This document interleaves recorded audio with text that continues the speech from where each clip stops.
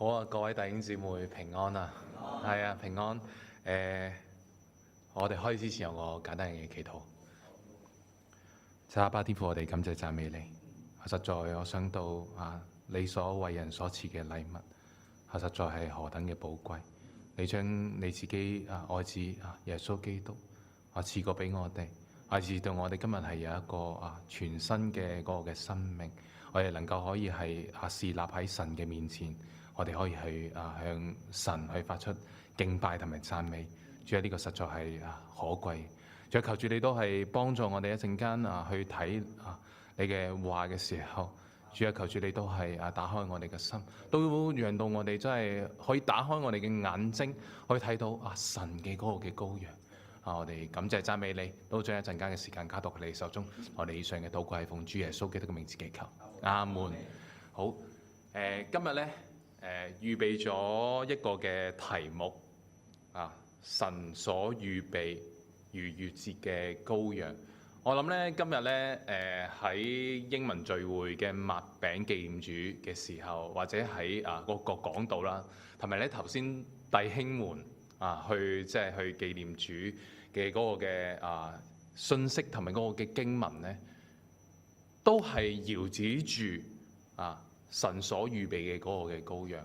我覺得咧神嘅靈咧真係好奇妙啊！因為咧我係即係我都喺度求問神啊，我應該係準備點樣嘅一個嘅信息啦。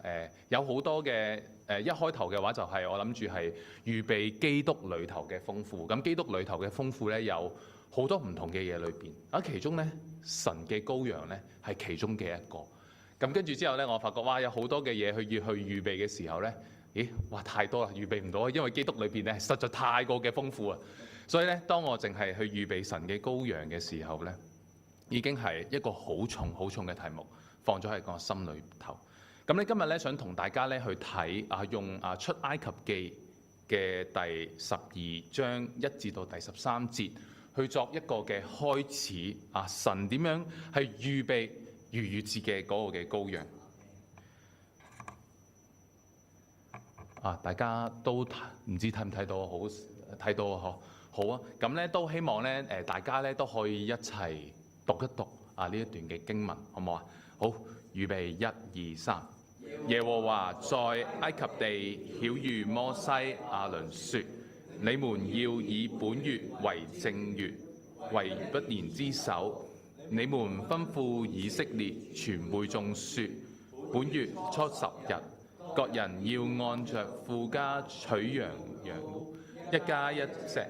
若是一家太少，吃不了1支羊羔，本人就要和他隔壁的鄰舍共取1隻。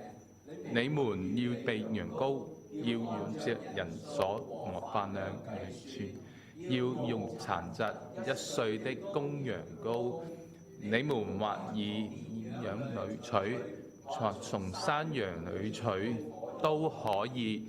要留到本月14日，在黃昏的時候，以色列全會眾把羊羔宰了，各家要取點血，塗在吃羊羔的房屋左右的門框上和門楣上。當夜要吃羊羔的血肉烤了，與無酵餅和苦菜同吃，不可吃生的，斷不可吃水煮的，要帶着頭、腿、五臟用火烤了吃，不可剩下一點留到早晨。若留到早晨，要用火燒了。你們吃羊羔，當腰帶束帶，腳上穿鞋，手中拿杖，趕緊地吃。這是耶和華的逾越節。因為那夜我要巡行埃及地，把埃及地一切頭生的，無論是人是畜生，都擊殺了，又要拜埃及的一切神。我是耶和華，血要在你們所在的房屋上作記號。我一見這血，就越過你們去。我擊殺埃及地頭生的時候，災殃必不臨到你們身上滅你們。唔該晒弟兄姊妹。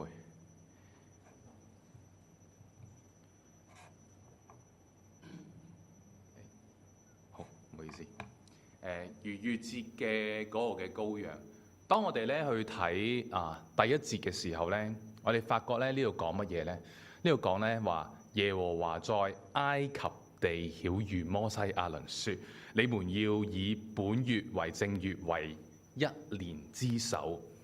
唔知咧大家咧去睇咧呢段經文嘅時候咧，大家會點樣睇？我睇到咧有兩樣嘅嘢，一個咧係一個身份嘅一個嘅改變。點解咧？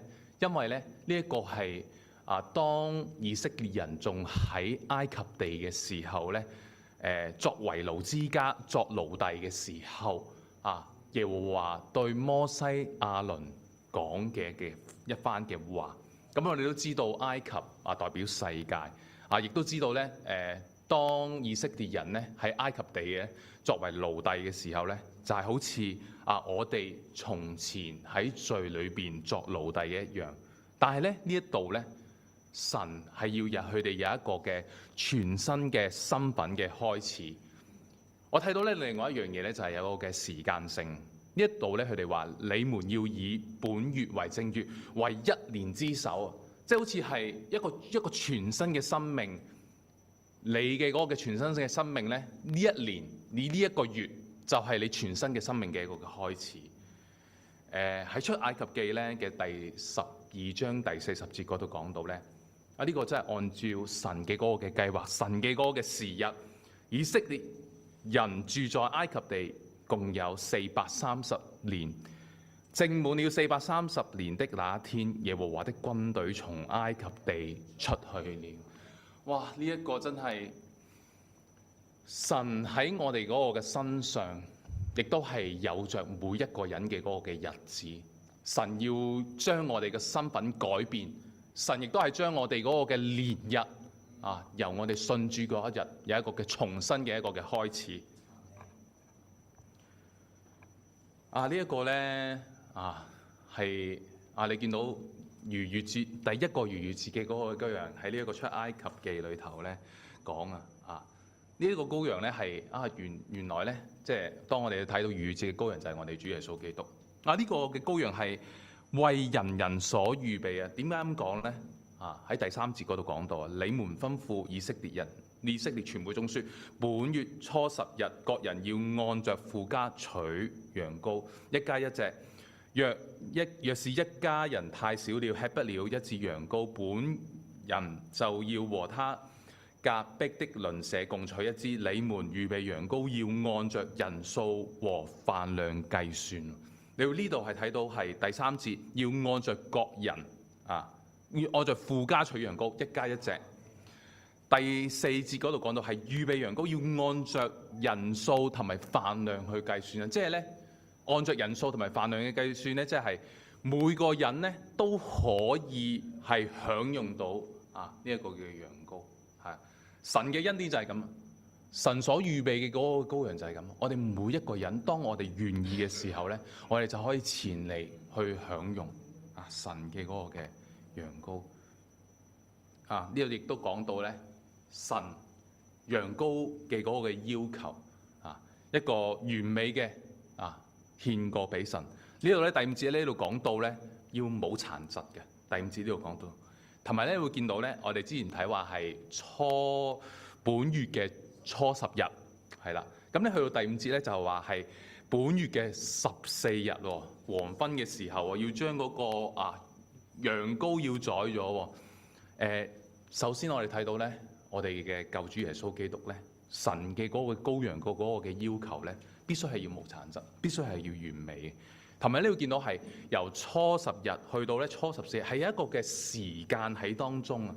而我哋嘅救主耶穌基督咧，當佢喺地上邊個嗰個嘅33年嘅時候咧，亦都係經歷各樣嘅嗰個嘅考驗各樣喺佢人，即係喺段路嘅嗰個下面。喺希伯來書咧第4章第15節嗰度同我哋講到咧，因我們嘅大祭司並非不能體恤我們的軟弱，他也曾凡事受過試探，與我們一樣，只是他沒有犯罪。我哋嘅主耶穌基督，佢就係嗰個救主，佢就係嗰個完全得勝嘅嗰個嘅人子嚇，喺佢嘅地上嘅在世嘅時候，我哋嘅主神嘅羔羊。今日咧弟兄都有講到呢一段嘅經文，喺約翰福音裏頭1章29節呢度講到次日約翰看見耶穌來到他那裏，就說：看啊，神嘅羔羊，除去世人罪孽的。我哋嘅救主咧就係佢係由神完美嘅嗰個嘅羔羊。佢係由神而嚟嘅，佢係神所差嚟嘅，完美嘅。佢係神，亦都係人子，而佢嘅嗰個嘅目的就係要除去世人嘅嗰個嘅罪孽。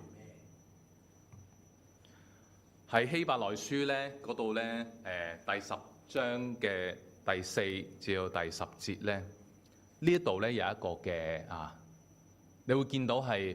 我哋嘅愛主耶穌基督咧，佢真係好知道父神嘅嗰個嘅心意。點解啊？點解？因為喺第4節嗰度講到因為公牛和山羊嘅血斷不能除罪所以基督到世上來的時候就說：神祭物和禮物是你不願意的，你曾為我預備了身體，燔祭和贖罪祭是你不喜歡的。那時我說：神啊，我來了，為要照你的旨意行。我的事已經在經卷上記載了。我哋主耶穌有一個嘅看見公羊同埋山羊嘅血斷不能除罪，呢度講到。而第5同埋第6節我講到祭物和禮物是你不願意，即係神不願意的。燔祭同埋贖罪祭是你不喜歡的。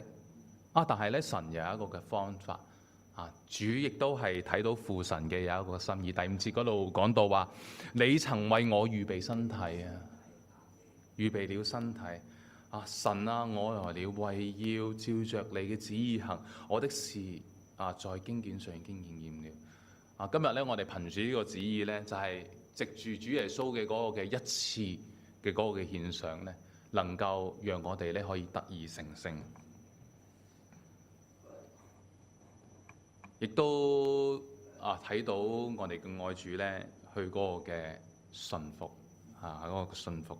呢一段經文咧亦都係即係出現過好幾次喺今日呢一度講到即係呢段經文唔特別去再去讀，但係咧會見到咧係我哋知道咧馬可福音咧馬可所寫，但係咧當佢記載咧。係彼得去將佢自己嘅經歷咧，去同馬可去分享。呢度講到咧係即係就好似係你會見到咧，當睇佢同馬可福音嘅時候咧，就好似由彼得嘅嗰個嘅視覺咧，去經歷去與主去同行嘅嗰件事。咁呢度睇到係主喺客西馬尼園嘅嗰個嘅嗰個嘅技術你會見到咧，佢首先喺第8節嗰度咧，就同門徒説。你們坐在這裏等我禱告。大家記得咧，猶大已經去咗去預備去買主，所以剩翻11個門徒。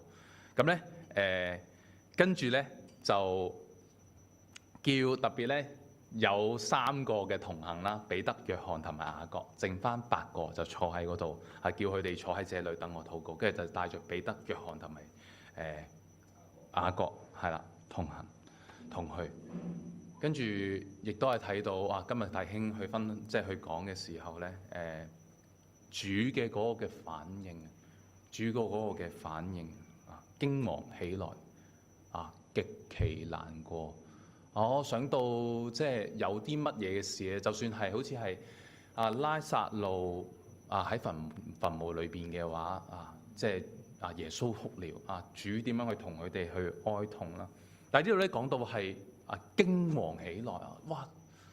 神嘅兒子竟然係會驚惶起嚟，有啲乜嘢係會好多嘅風浪喺嗰個嘅風浪裏頭佢喺船裏邊睡着佢哇！啲門徒話主啊，我哋就嚟死啦，我哋就架船就嚟沉啦，都唔會驚惶。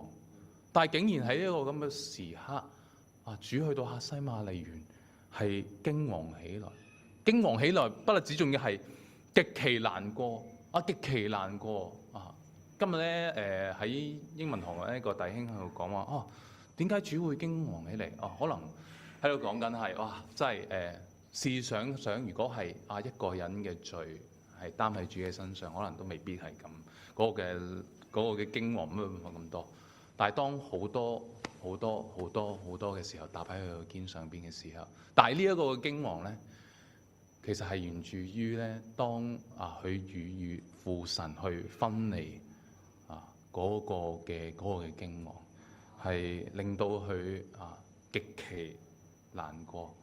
有佢講啲乜嘢咧？佢同佢哋講：我心裏甚是憂傷，幾乎要死。哇！你睇到當佢要同父神去分離嘅嗰一刻，係極其憂傷，近乎要死。同埋我哋再睇到佢，當佢哋再往前行嘅時候，第35節，主點樣係俯伏喺對裏邊禱告，俯伏喺對邊頭，人嘅嗰個身體語言係會話到俾你聽佢嗰個嘅心情。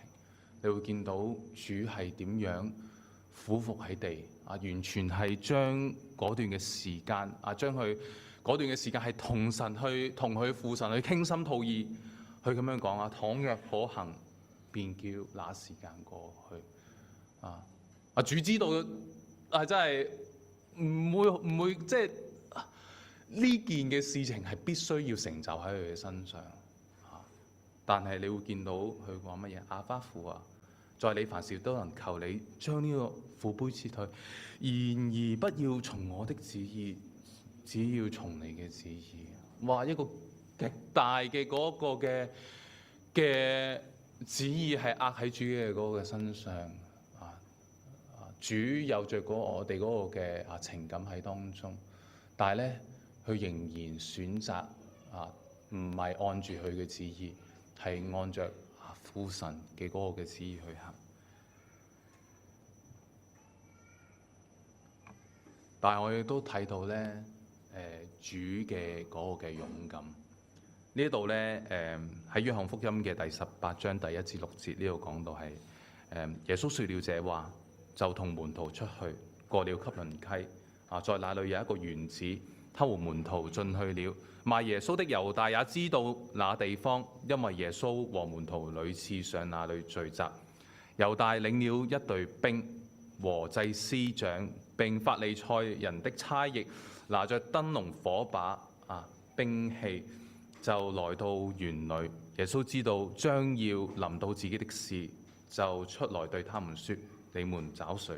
他們回答說：找拿撒勒人耶穌。耶穌說：我就是。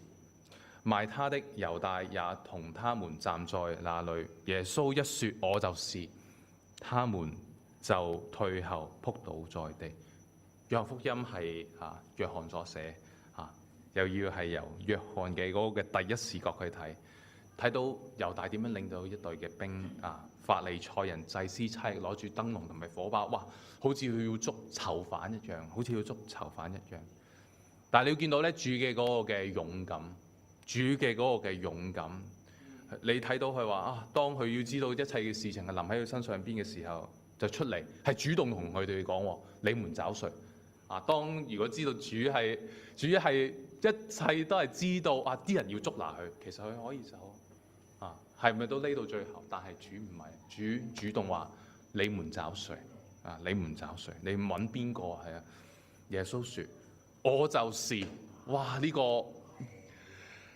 一講我就是，他們就仆倒在地我就是咧喺原文裏邊 I am who I am， 我就是喺第一句嘅我就是咧，就係喺出埃及記嘅第3章13至到第14節摩西對神說：我到以色列人那裏對他們說，你們祖宗的神打發我到你們這裏來，他們若問我說：他叫什麼名字？我要對他們說什麼呢？神對摩西說：我是自有永有的。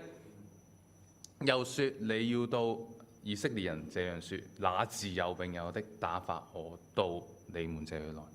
當主講我就是，其實就係講係我就係自有永有嘅嗰一位。啲人就仆倒喺地下。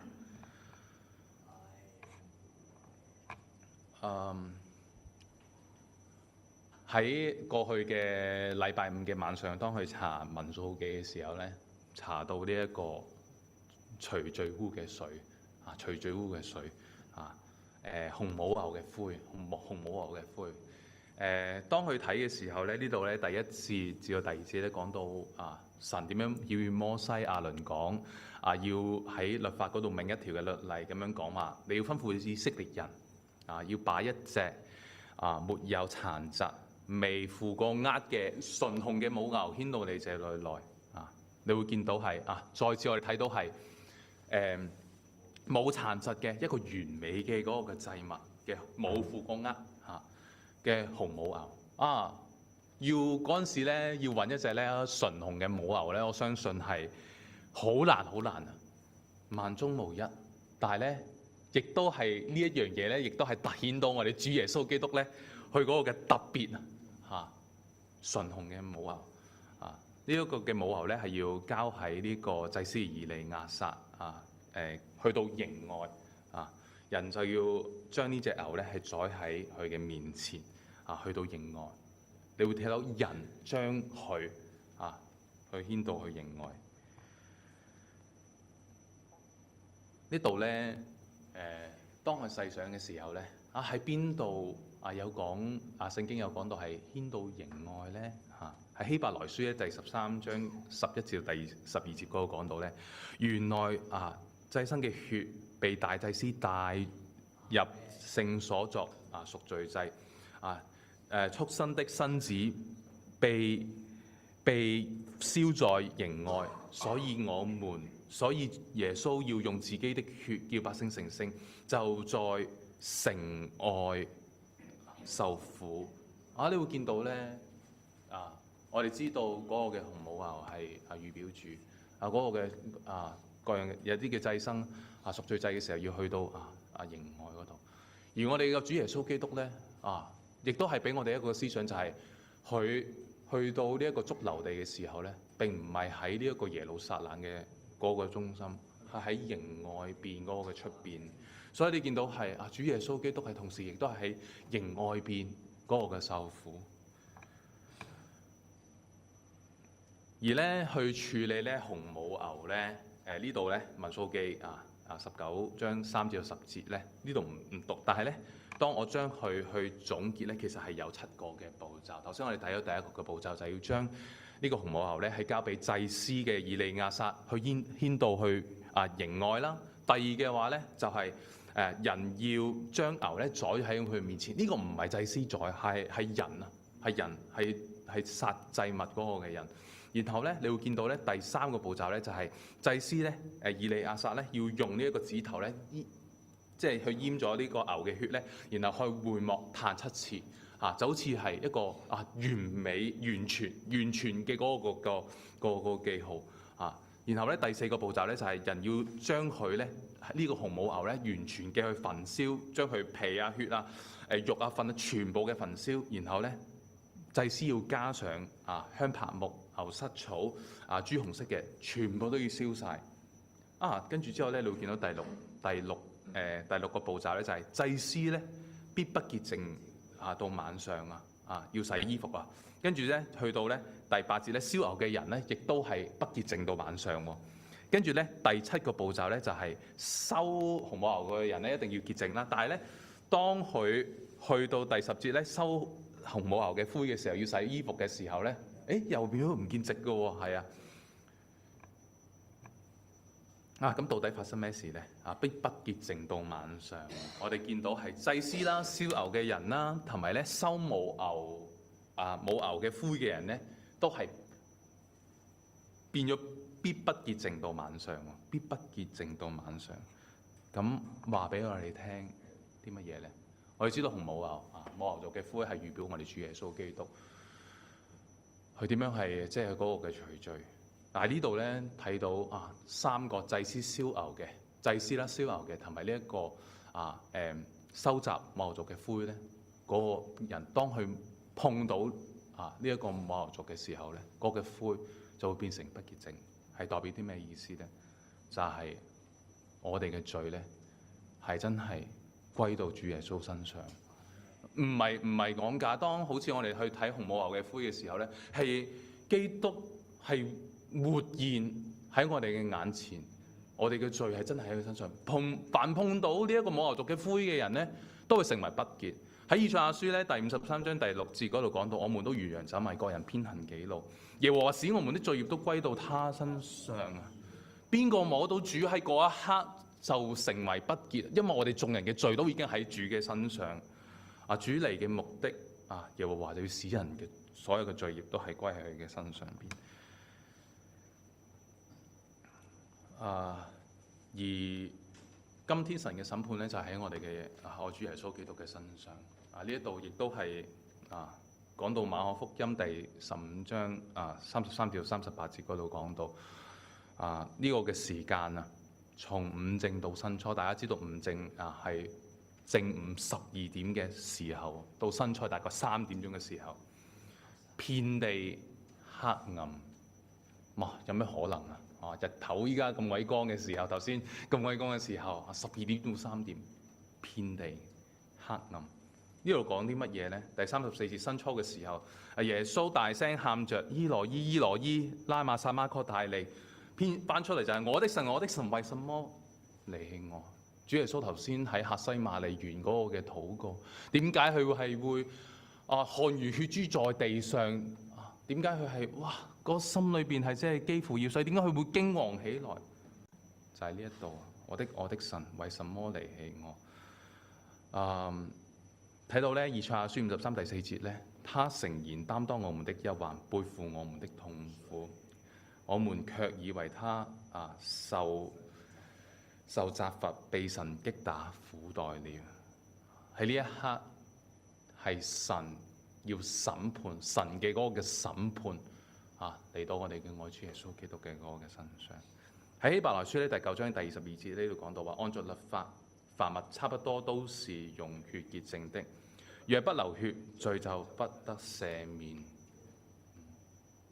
必須要係流血，罪先至可以得到赦免。而咧喺出埃及記裏頭咧，其實有一個呢個嘅十災啦，第10嘅災咧，其實咧神嘅嗰個審判咧係有一個嘅其中一個嘅另外有一個嘅目的咧，就係要敗壞埃及所有嘅神，從呢一個假神裏邊咧分別出嚟。第12節嗰度講到咧，就係因為那夜我要巡行埃及地，在埃及地嘅一切嘅畜生係呢度好似嗰個字嘅話有啲唔同咗，係牲畜都要擊殺我是耶和華。你會見到係神對嗰個嘅埃及地咧，同埋對法老嘅嗰個嘅審判點解係10災咧？點解係10災咧？就係法老喺呢10次裏邊心裏邊嗰個嘅硬心，經歷咗唔同嘅災到咗最後嗰個災咧，法老先至係經歷咗9個災咧，佢都係唔俾神嘅子民走，去到最第10嘅嗰個嘅災，神咧你會見到係用唔同嘅災咧，係睇到佢嗰個嘅能力，點樣睇到佢係由假神嗰度嘅去分別出嚟。最後神用佢嘅嗰個嘅第10災殺長子之災咧，有一個目的係要其中係要敗壞呢一個嘅假神。你會見到咧喺基督嘅嗰個嘅神嘅嗰個嘅大能咧，佢係要用死咧去敗壞掌死權嘅嗰個嘅魔鬼就係要用我哋嘅愛主耶穌基督走上呢個十字架去犧牲，去敗壞掌死權嘅嗰個嘅魔鬼。而咧希伯來書咧第2章14至第15節嗰度講到咧，兒女既有血肉肢體，他就照樣親自成了血肉之體，藉着死敗壞那掌死權的，就是魔鬼，並要釋放那些一生因怕死而為奴僕的人啊！今日我哋嘅救主耶穌基督呢，嗰個嘅敗壞假神，今天亦都係敗壞我哋嗰個嘅，要藉着死去敗壞呢一個掌死權嘅嗰個嘅魔鬼啊！為着就係要釋放我哋呢一啲為奴嘅人，要分別出嚟。羔羊嘅血嘅嗰個嘅保護，第7節嗰個講到要取點血塗在喺羔羊嘅房屋嘅左右嘅門框門楣上邊。當夜要吃羔羊嘅肉用火烤了，用與無酵餅同埋苦菜同吃。第13節，這血在你們所住的房屋上作記號，我一見這血就越過你們。我擊殺埃及地頭生嘅時候，災殃必不臨到你們身上，滅你們。羔羊嘅血，你睇到神嘅嗰個嘅羔羊嘅嗰個血嘅嗰個效係一個完完全全嘅嗰個嘅保護，完完全全嘅嗰個嘅保護。我睇到咧呢個羔羊嘅血咧係更美嘅血，亦都係我哋永遠得救嘅根源。喺希伯來書咧第12章第24節嗰度講到話，並新約的中保耶穌以及所灑的血，這血所說的比亞伯的血所說的更美。第5章第9節，他既得以完全，就為那順從他的人成為永遠得救嘅根源。今天神預備我哋救主耶穌基督，佢嘅血成為咗我哋救贖嘅嗰個根源。喺約翰福音咧第3章14節嗰個講到，摩西在曠野怎樣舉起銅蛇，人子也要照樣被舉起，叫一切信他的都得永生。我哋嘅救主真係哈利路亞！我哋嘅救主係唯一嘅嗰個嘅救主。喺《使徒行傳》裏邊4章第12節嗰度講到話，除他以外別無拯救，因為天上人間沒有賜下別的名，我們可以靠着得救。今日咧，我哋咧嘅主咧，讓我哋咧可以向死誇勝。哥林多前書嘅1章15至哥林多前書15章55至57節嗰度講咩？死啊！你嘅得勝嘅權柄在哪裏？死啊！你嘅毒鈎在哪裏？死的毒鈎就是罪，罪的權勢就是律法。感謝神，使我們藉着我們的主耶穌基督得勝啊！我哋嘅主耶穌基督係完完全全得勝嘅嗰個嘅人子。去到最後啦，我哋嗰個嘅回應。我哋嗰個回應喺希伯來書咧第9章13至14節嗰度講到話，若山羊和公牛的血並母牛肉的灰灑在不潔嘅人身上，尚且叫人成聖，身體潔淨，何況基督藉着永遠嘅靈將我們無瑕無疵，將自己無瑕無疵獻給神，他的血豈不更能洗淨你們的心，除去你們的死行，使你們侍奉那永生神嗎？今天我哋嘅主為我哋所作嘅事，實在係何等嘅極大讓我哋今日咧能夠係侍奉嗰位永生嘅神讓我哋咧係成為神國裏邊嘅子民，而我哋嘅回應呢，就喺我哋全部所有嘅弟兄姊妹喺神家中呢作祭司，係一同咧喺神嘅家中嘅侍奉神，一係傳揚佢嘅福音。我今日嘅分享到呢度，我哋祈禱結束。親愛嘅我主耶穌基督，我哋實在我再次感謝讚美你因為主喺你裏頭嗰個豐富主你係神嘅嗰個嘅羔羊，你點樣係除去世人嘅罪孽主我都想到係眾人嘅罪孽都係歸到喺你嘅身上邊以至到我哋今日係能夠無罪主呢個真係一個係神極大嘅嗰個奧秘，神極大嘅嗰個救恩神要救一切相信的真係要反得面亡不至滅亡，反得永生。我哋實在要感謝讚美你，願你喺呢一個會中為大，你就係我哋敬拜嘅一個中心。我哋感謝讚美你，我哋以上嘅祈禱係奉主耶穌基督的名字祈求，阿門。